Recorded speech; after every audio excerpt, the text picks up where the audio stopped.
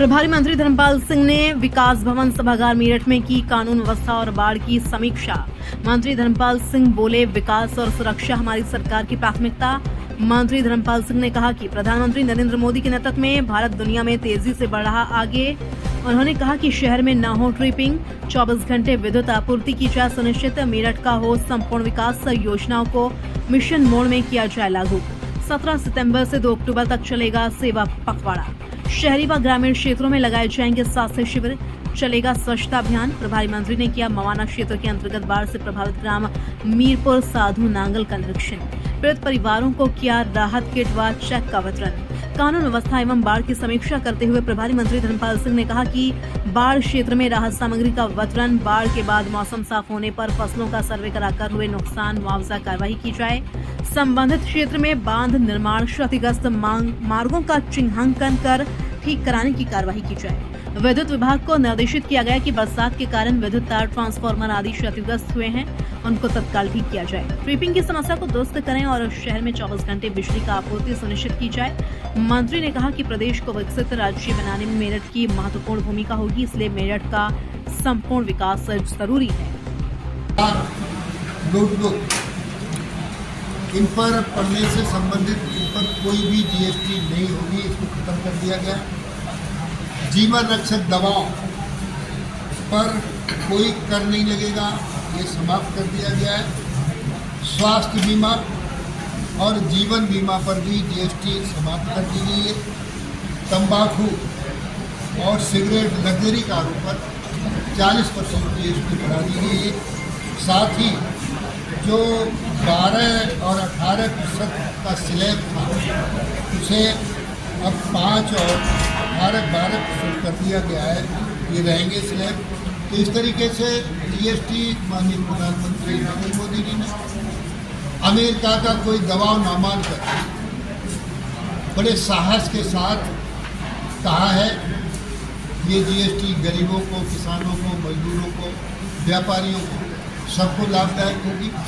और इसके साथ साथ अभी आगे आने वाले समय में भी भारत दुनिया में, देश में, दुनिया में माननीय नरेंद्र मोदी के नेतृत्व में आगे बढ़ रहा है।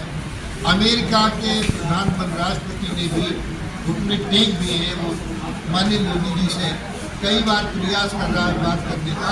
मोदी जी ने भी सहमति दे दी है कि वो बात करेंगे। इसलिए अब देश का मान और स्वाभिमान देश के यशस्वी प्रधानमंत्री माननीय नरेंद्र मोदी जी ने दुनिया में बढ़ाने का काम किया है। इसलिए जनपद मेरठ का प्रभारी होने के नाते मेरठ के सभी हमारे दोनों माननीय मंत्री हैं, डॉक्टर सोमेन सिंह जी, नीलेश कटेल, धर्मेंद्र जी, एमएलसी, के लोग और सभी माननीय प्रधानमंत्री को बधाई देते। उन्होंने इस तरीके से मेरठ का संपूर्ण विकास हो, योजनाओं को मिशन मोड पर लागू करना और अनुसार काम करना।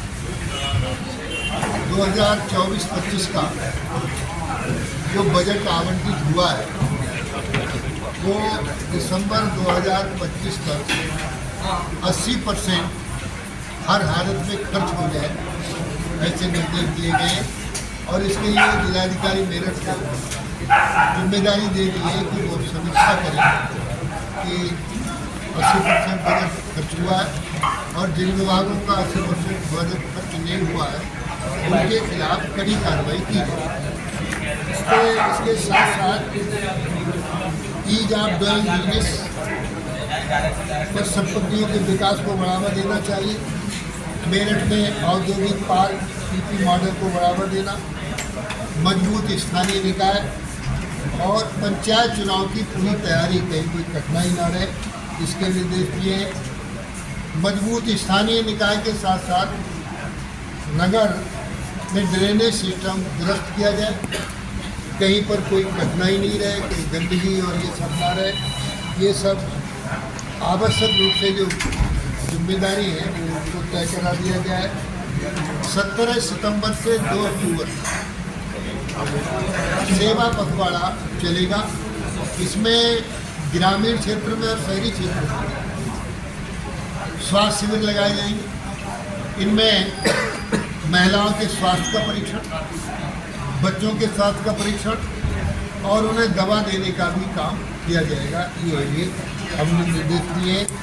और जो बरसात में सड़कें कट गई हो, बिजली की दिक्कत हो रही हो, स्वच्छ पेयजल की समस्या हो, प्रशासन बाढ़ क्षेत्र में पूरी तरीके से राहत सामग्री का वितरण करना है। और अब बाढ़ कम होने के बाद मौसम ठीक होने पर जो फसलें जिले में खराब हुआ है अतिवृष्टि से, उनका सर्वे किया जाएगा और उनके नुकसान की फिर शासन से भरपाई भी की जाएगी। ऐसे निर्देश देने का काम किया गया है। और जिलाधिकारी और सभी अधिकारियों के साथ जिले के सभी प्रतिनिधियों की जनता के पूर्ण और उन पर कार्रवाई भी हो। हर थाने में रिपोर्ट लिखी जाए, इस तरीके से निर्देशित करने का काम मेरे द्वारा किया गया है।